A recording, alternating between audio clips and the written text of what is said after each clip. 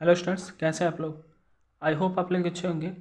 Students, आज के video में हम बात करेंगे, जैसा कि हमने आपको बताया था कि हम बात करेंगे कि operation of the synchronous generator किस हिसाब से हमने वहाँ पे बताया था कि रोटर में जो है डीसी एक्साइटेशन जो है दिया जाता है। और इसके बाद हम देखेंगे कि जो है सिंक्रोनस मोटर में और इंडक्शन मोटर में क्या क्या डिफरेंस था, तो उसको हम वन बाय वन करके देखेंगे। पहले हम यहाँ पे देखते हैं कि operation of the synchronous machine तो किस प्रकार से होता है उसको देखते हैं। तो यहाँ पे देखिए, तो यहाँ पे अगर हम लिखेंगे कि या operation of the synchronous generator भी आप कर सकते हैं, तो यहाँ पे स्टूडेंट्स हम डालते हैं operation of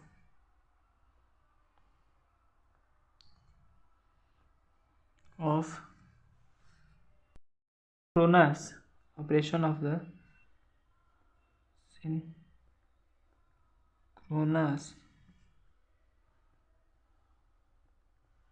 generator, operation of the synchronous generator. तो अगर हम इसको देखें तो आप लिख सकते हैं, जैसा कि आप जानते हैं, पहले हम इंस्ट्रूमेंट्स थोड़ा सा एक मान लीजिए आपका स्टेटर है, रफली बनाते हैं, आप इसको ध्यान दीजिए। अगर यहाँ पे हम जो है 3 फेज वाइंडिंग देते हैं तो स्टूडेंट्स ये आपका जो है सेलियन पोल रोटर है, जो कि सिंगल डबल पोल का है, सेलियन पोल रोटर है। यहाँ पे हमने क्या बोला कि इसको डीसी एक्साइटेशन दिया गया है, देखिए, जो कि किसके माध्यम से, एक्साइटर के माध्यम से। तो यहाँ पे एक्साइटर हम बना लेते हैं, देखिए पहले ये कहाँ जाएगा, एक्साइटर, एक्साइटर इसमें जो है आपका क्या नाम है, 2 स्लिप रिंग लगता है, तो स्लिप रिंग,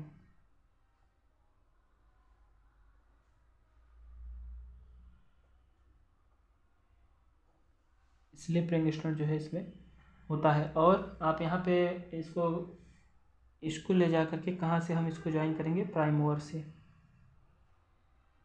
जैसे प्राइम मूवर से, प्राइम मूवर, प्राइम मूवर से स्टूडेंट जो है इसको ले जाके हम कनेक्ट करते हैं। और आप एक चीज़ ध्यान दीजिए कि यहाँ पे जो है कि ये आपको आप कह सकते हैं कि यहाँ पे हम डीसी जनरेटर भी इसमें एक्साइटेशन देने के लिए जो उपयोग करेंगे आपका ये है।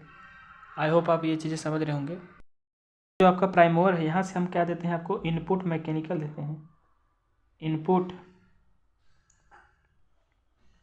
मैकेनिकल यहाँ से मिलता है। ये आपका डीसी जनरेटर है, जो कि जनरेशन लेते हैं, जनरेटर जनरेटर है, इसको ध्यान दीजिएगा। यहाँ से ये प्राइमोर मैकेनिकल एनर्जी, यहाँ से एक्साइटर लगा है, उसके बाद जो है आपका रोटर यहाँ से कनेक्ट है। तो इस हिसाब से स्टूडेंट जो है, अगर इसको जो है यहाँ पे हम देखें, ये आपका क्या है, 3 फेज सप्लाई यहाँ पे दी गई है, 3 फेज सप्लाई। और ये आपका क्या है, रोटर है, यहाँ से आपका स्टेटर है। और स्टूडेंट्स हम जैसा कि आपको बताया है कि ये सिंक्रोनस मशीन में आपका जो स्टेटर है वहाँ पे कौन सी वाइंडिंग होती है, आर्मेचर वाइंडिंग होती है, आर्मेचर वाइंडिंग। आई होप आप ये समझ गए। रोटर में क्या है, फील्ड वाइंडिंग, फील्ड वाइंडिंग। इससे पीछे का वीडियो अगर आप देखे होंगे तो आपको ये सारी चीज़ें मतलब पता होंगी। यहाँ से आपको जो एक्साइटेशन दिया जाता है वो क्या है, डीसी एक्साइटेशन है, एक्साइटेशन। आई होप आपको ये क्लियरली दिख रहा होगा। तो इस हिसाब से स्टूडेंट जो है ये होता है। अगर इसको हम जो है बाय द वर्ड्स में देखें, शब्दों में देखें, तो इसको हम कैसे लिख सकते हैं, इसको आप लिख सकते हैं कि यहाँ पे जो इनपुट इज अ मैकेनिकल, जो कि दिया गया है किसके मदद से, प्राइम मूवर की मदद से। तो यहाँ पे लिख सकते हैं कि प्राइम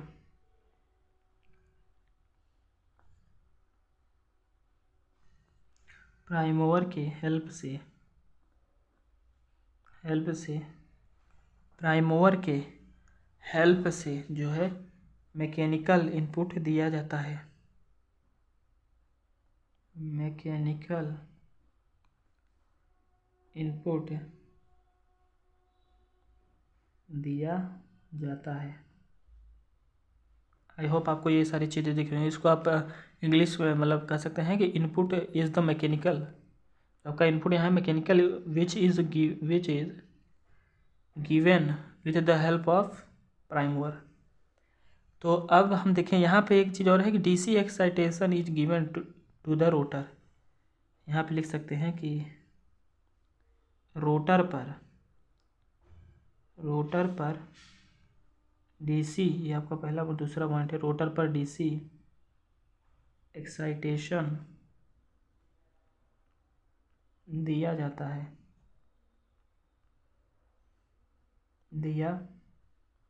है, आई होप फ्रेंड्स आप ये चीज़ें समझ रहे होंगे। तो यहाँ पे आप इसमें सिंक्रोनस मशीन में हमने आपको बताया था कि यहाँ पे आपका जो स्टेटर में अगर हम बात करें तो स्टेटर में आपका एसी होता है और रोटर में जो है आपका डीसी होता है। तो ये डीसी एक्साइटेशंस की वजह से हम डीसी, अब आपको इससे पहले हम आपको बताए थे स्टूडेंट्स, ये सारी चीज़ें जो है सिंक्रोनस समझ लीजिएगा जो सिंक्रोनस लिख रहे हैं। तो इससे पहले हम ये सारी चीज़ें की जो है बात कर चुके हैं। अगर आप इससे पिछले का वीडियो देखिए, इंडक्शन मशीन का देखिए, उसके बाद इस पर आइए तो वहाँ से आपको जो है काफ़ी रिलेट करके हम इसे बता रहे हैं। तो इसके बाद हम देखते हैं कि आप लिख सकते हो कि रोटर मैग्नेटिक फील्ड जो है वह created and rotor rotate eight NS speed. जब आपका रोटर मैग्नेटिक फील्ड जो है क्रिएट हो जाता है तो आपका जो रोटर है वो रोटेट करता है किस स्पीड पे, एनएस स्पीड पर, क्योंकि ये सिंक्रोनस मशीन है जो कि अपने सिंक्रोनस स्पीड पे जो है रोटेट करता है। वही चीज़ें बता रहा है कि जब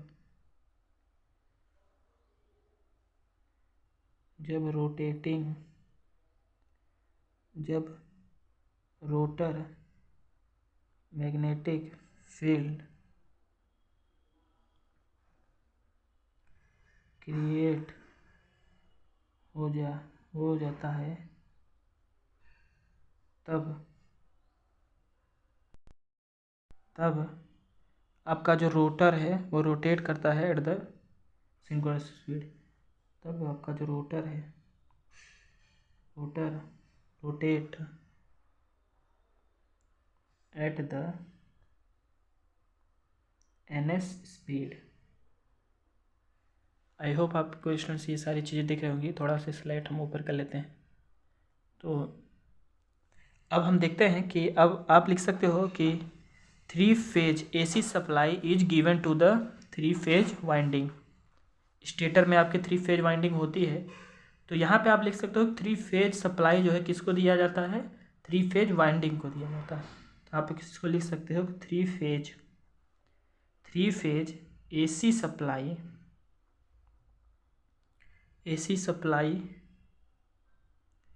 दिया जाता है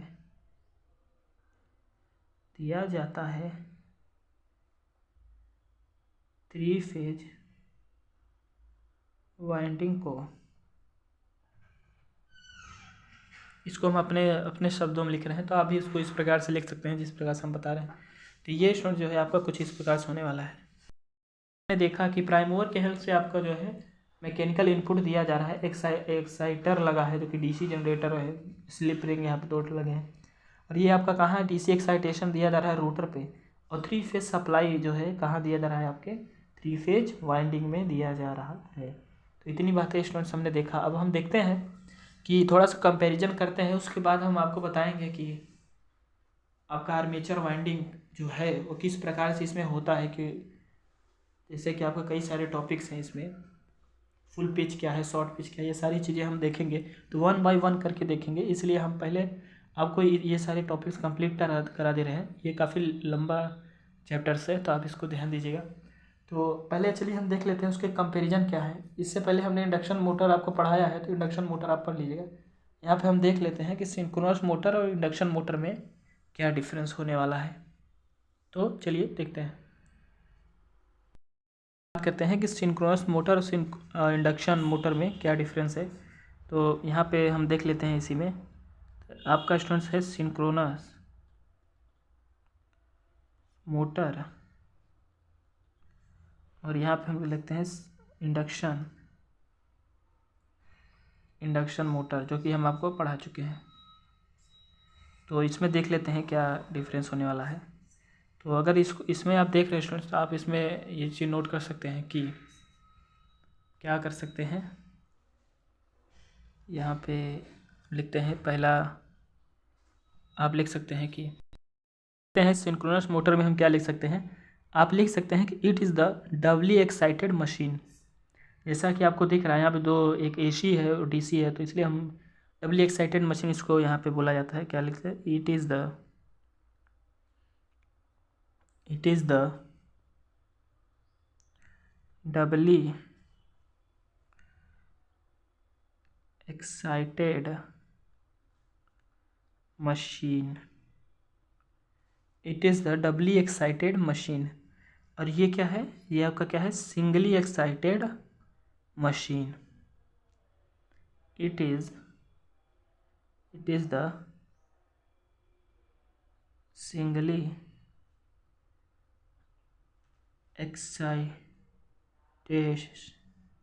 एक्साइटेड मशीन, जो कि आप जानते हैं कि एसी इसके स्टेटर में दिया जाता है, उसके पास सारे इंडक्शन के प्रोसेस, इलेक्ट्रोमैग्नेटिक इंडक्शन के रूल से सारा चीज़ होता है। स्टूडेंट्स आप ये सारी चीज़ जानते हैं क्योंकि हम इसको पढ़ाएं। अगर आप नहीं देखें तो उसको देखिए। और अगर हम दूसरी पॉइंट में बात करें तो दूसरी पॉइंट में आप लिख सकते हो कि जो आर्मेचर वाइंडिंग है and stator and field winding जो है वो कहाँ होती है, रोटर पे। तो यहाँ तो लिखते हैं कि आर्मेचर वाइंडिंग जो है, आर्मेचर वाइंडिंग कहाँ होती है, आर्मेचर वाइंडिंग होती है in stator and field winding ये कहाँ होती है, रोटर पे। और इसी का उल्टा जो है यहाँ पे होता है, इंडक्शन मोटर में क्या होता है कि आर्मेचर वाइंडिंग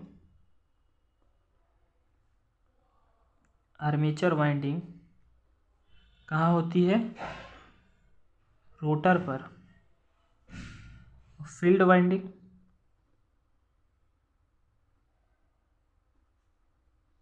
स्टेटर पे होती है। आर्मेचर वाइंडिंग रोटर पे होती है, फील्ड वाइंडिंग स्टेटर पे होती है। और आप एक चीज़ और ध्यान दीजिए कि आपका जो सिंक्रोनस मोटर में डायनेमिकली इंड्यूस्ड ईएमएफ होता है, केवल डायनेमिकली इंड्यूस्ड ईएमएफ होता है। और आपका जो है यहाँ पे लिख देते हैं तीसरा, यहाँ पे क्या है कि डायनेमिकली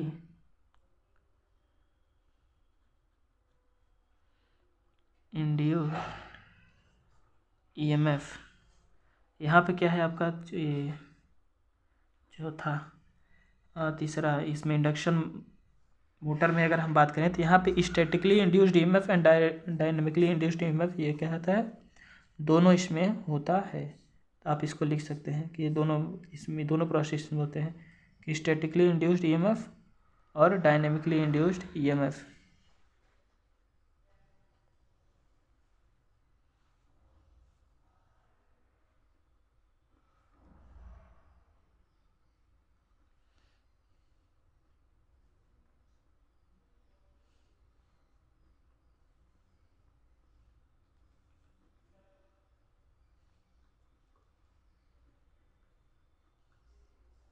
आई होप आपको स्टूडेंट्स ये दिख रहा होगा।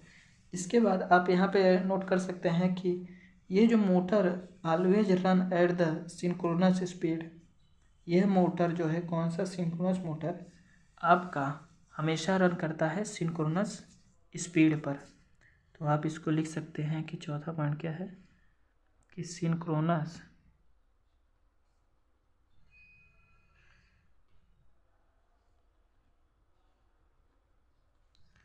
Always run at the ns speed. और आप यहाँ पे लिख सकते हैं कि जानते हैं ns बराबर क्या होता है, 120f/p। बहुत इंपॉर्टेंट फार्मूला है, आप लिख सकते हैं। और ये क्या है, मोटर ऑलवेज रन, ये induction motor always run at the speed less than the synchronous speed. मतलब सिंक्रोनस स्पीड से ये क्या होता है, लेस इसका मोटर का स्पीड होता है। आप लिख सकते हैं कि ये जो मोटर है वह always run at a speed less than synchronous speed, जिसको आप कह सकते हैं एनआर जो है आपका वो बैक होता है किसे, एनएस से। एनएस आपका हमेशा आगे रहता है। इस कंडीशन में आप समझिए कि अगर मान लीजिए एनएस का, तो एनआर इससे जो है लैग करता है, मतलब पीछे रहता है। का एनआर है या का एनएस है। एनआर क्या है, रोटर स्पीड है। एनएस क्या है, सिंक्रोनस स्पीड है। तो ये चीज़ें आप समझ रहे होंगे, क्योंकि इससे पहले वीडियो आप हमारा देखे होंगे, तो ये चीज़ें सारी चीज़ें समझ रहे होंगे। तो यहाँ पे एक चीज़ और लिख सकते हैं कि यहाँ पे जो है 3 phase synchronous machine is not a self starting. ये सेल्फ स्टार्टिंग नहीं होती है, इसको एक्साइटेशन दिया जाता है। तो यहाँ पे लिखते हैं कि मतलब इसको जो है ये सेल्फ स्टार्टिंग इसलिए नहीं बोला जा रहा है क्योंकि ये स्टार्ट नहीं हो रहा है। यहाँ 5वां लिखते हैं कि 3 फेज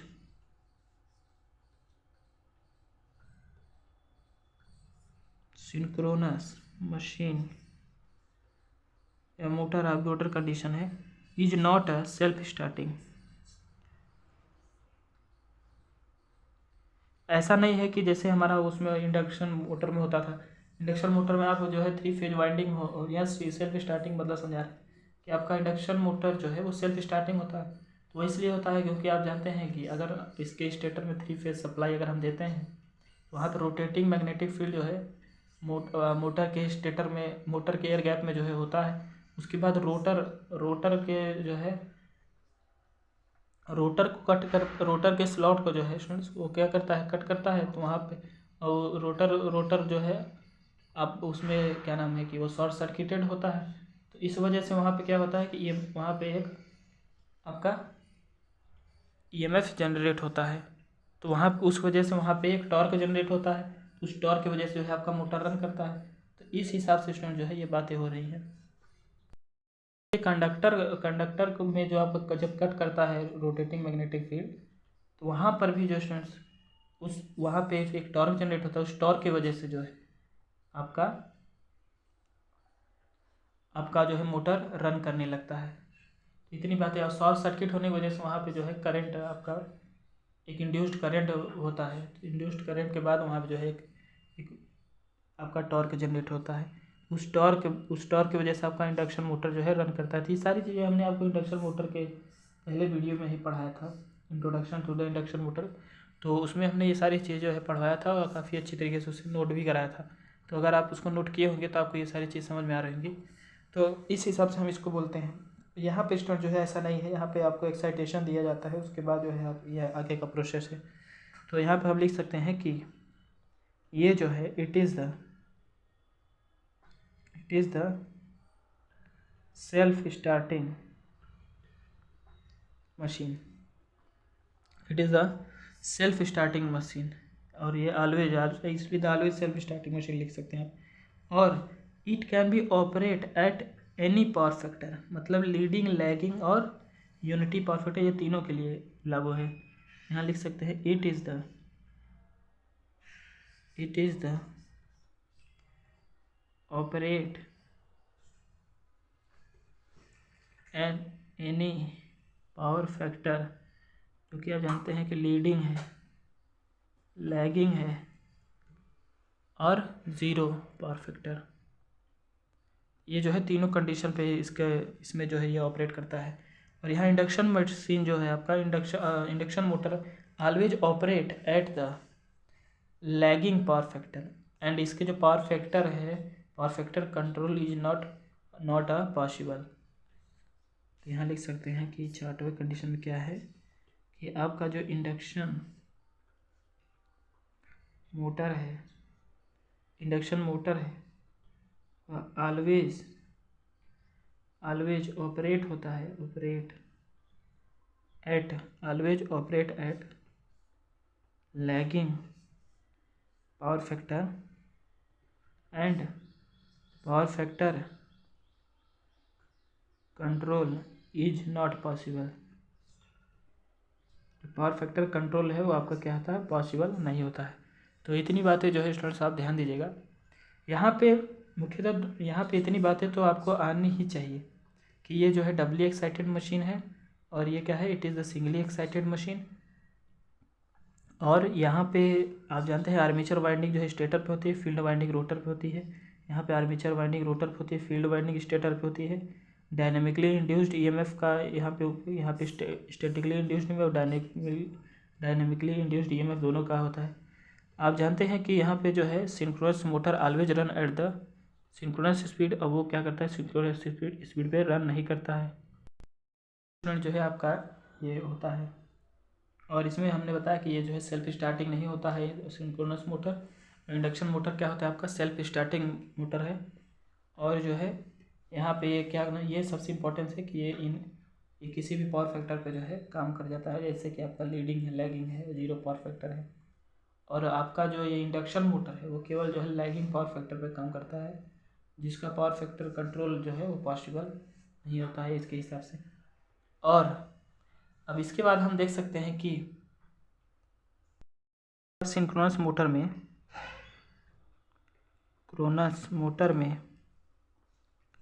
और इंडक्शन मोटर में कुछ बातें और नोट कर सकते हैं, जैसे कि स्टूडेंट्स सबने आपको पढ़ाया था कि यहाँ पे जो है इसमें जो है speed control is not possible. क्या होता है, speed control is not possible. Speed control जो है इसमें पॉसिबल नहीं होता। यहाँ पर क्या है, स्पीड कंट्रोल पॉसिबल है। क्या है, स्पीड कंट्रोल क्या है, पॉसिबल है। मतलब इसमें स्पीड को कंट्रोल कर सकते हो। और इसके कंट्रोल का मेथड भी हमने बताया था कि रोटर पे क्या है, एट द रोटर पे, एट द स्टेटर पे, सारी चीज़ें हमने बात की थी। अब हम देखते हैं कि it can be use as the synchronous condenser for the power factor improvement. ये चीज़ें आप जानते होंगे कि it can be used as the synchronous condenser for a power factor improvement